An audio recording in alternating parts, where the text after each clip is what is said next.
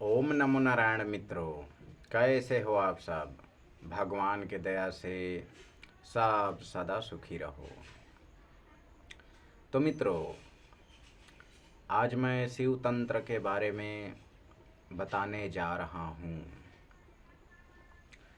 जैसे मानो कि कई लोग आते हैं तांत्रिक मांत्रिक के पास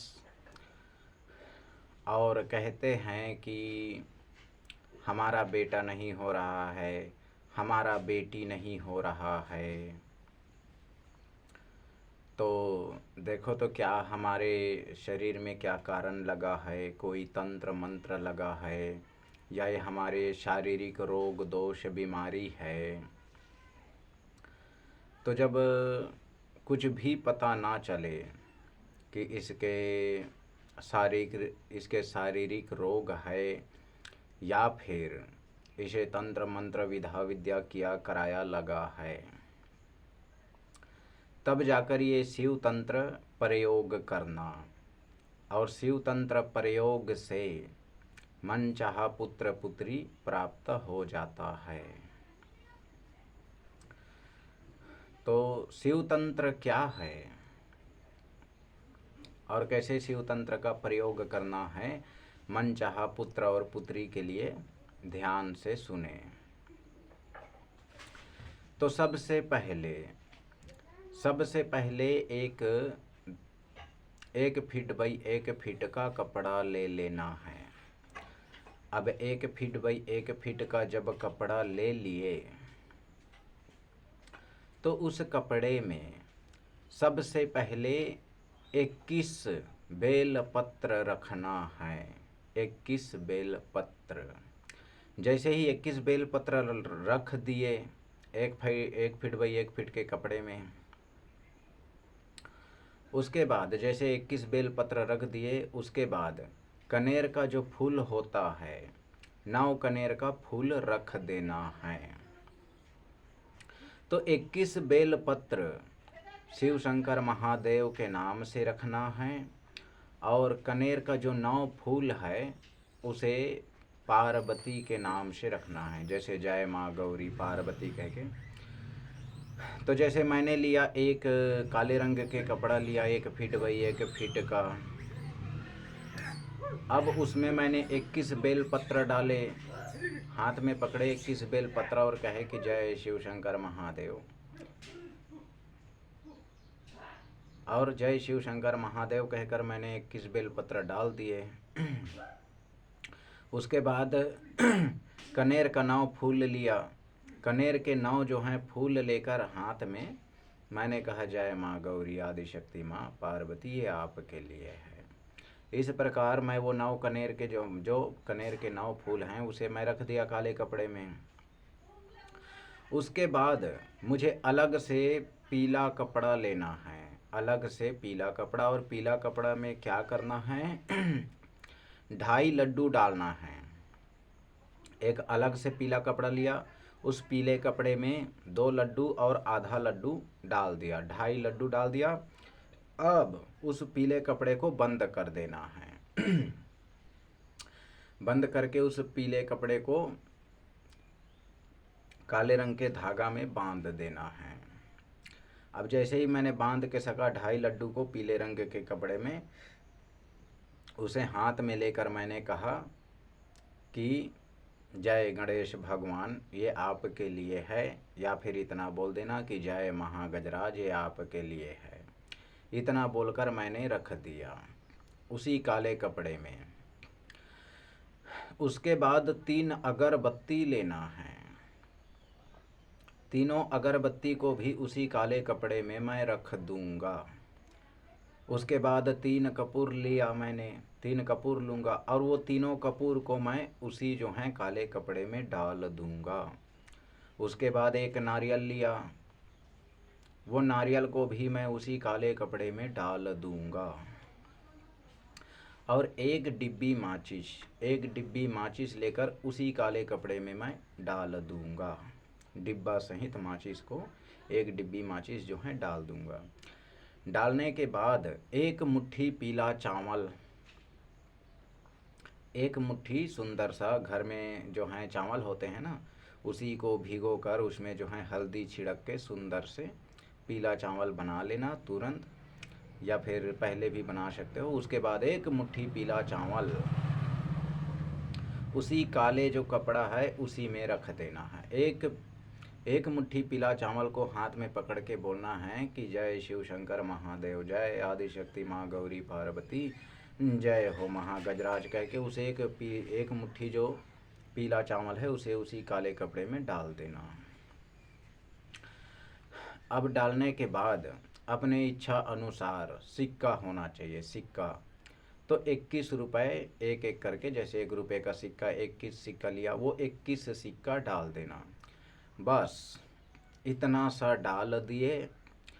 और कई लोग जो हैं शिव तंत्र करते हैं, कई लोग, वो लोग थोड़े से गांजा भी डाल देता है, थोड़े से कहीं खरीद वरीद कर मिले तो थोड़े से उसमें गांजा भी डाल देना, और हो सके तो चिल्लम भी डाल देना। जैसे जैसे कुम्हार के यहाँ मिलता है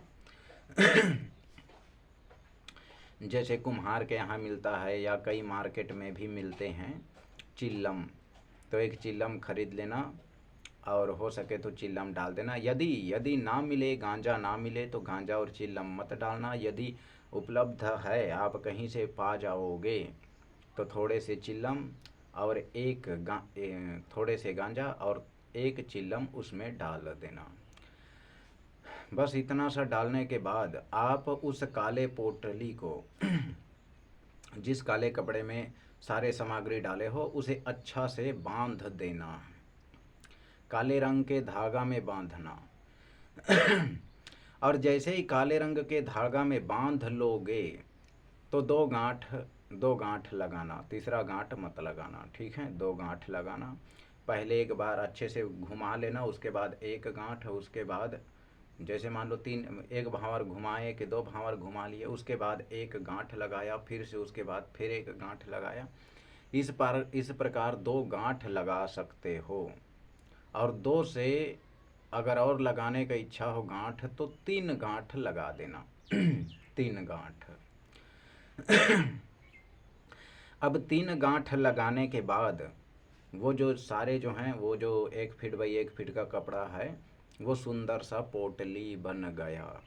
अब पोटली बन गया भाई, गांठ लगा दिए तो अब उस पोटली को क्या करना है कि यदि शिव शंकर महादेव का मूर्तिक है कहीं पर, तो शिव शंकर महादेव के मूर्ति के ऊपर रखना है। जैसे बैठा होता है शिव शंकर महादेव, तो उसके पैर के ऊपर रखना है। जैसे हम लोग पोल्थी मार के बैठते हैं ना, तो कोई भी हमारे रखते हैं, इस प्रकार ले जाके ऊपर में चढ़ाना है।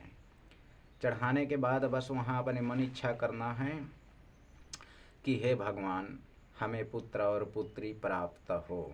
हे माँ आदिशक्ति गौरी पार्वती, हमें हमारे मन चाहा पुत्र पुत्री प्राप्त हो। हे महागजराज, हे गणेश भगवान, हमें हमारे मन चाहा पुत्र पुत्री प्राप्त हो। बस इस प्रकार वहाँ चढ़ाने के बाद भाई चढ़ा लेना। उसके बाद बस वहाँ पर चढ़ाते समय बोल देना कि ये शिव शंकर महादेव, हे शिव शंकर महादेव, हे आदिशक्ति गौरी माँ पार्वती, हे महागजराज, ये आपके लिए हैं, ये आपको हम लोगों ने अर्पित कर दिया है, हमारे मन चाहा पुत्र पुत्री के लिए। बस इतना पर ऐसा बोलकर जो है चढ़ा देना। चढ़ाने के बाद प्रार्थना करना कि हमें सुंदर सा मन इच्छा पुत्र और पुत्री प्राप्त हो।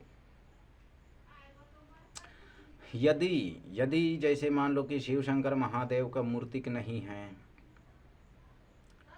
जैसे कई जगह होते हैं ना शिव शंकर महादेव का मूर्तिक होते हैं, वहाँ पर भी चढ़ा सकते हो। यदि शिव शंकर महादेव का मूर्तिक नहीं है तो किसी जगह मंदिर में, अगर जैसे मान लो कि ऐसे तो अब शिव जो है शिव शंकर महादेव का मंदिर में ही चढ़ाया जाता है। जैसे शिव शंकर महादेव का मंदिर नहीं है तो आपको दूसरा कार्य करना है। कौन सा दूसरा कार्य? कि आपको शमशान घाट जाना है। तो कितने समय जाना है? दिन के 2 बजे से लेकर 4 बजे तक ये कार्य कर सकते हो।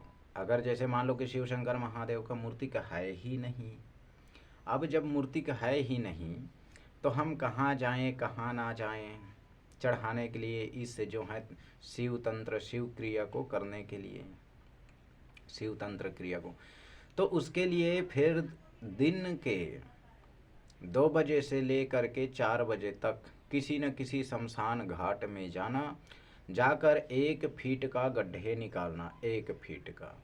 जब 1 फीट का गड्ढा हो जाए तो वो जो सारे सामग्री जो शिव तंत्र के लिए हम लोगों ने तैयार किए हैं अपने मनचाहा पुत्र पुत्री के लिए, उसे उसी गड्ढे में डाल देना है।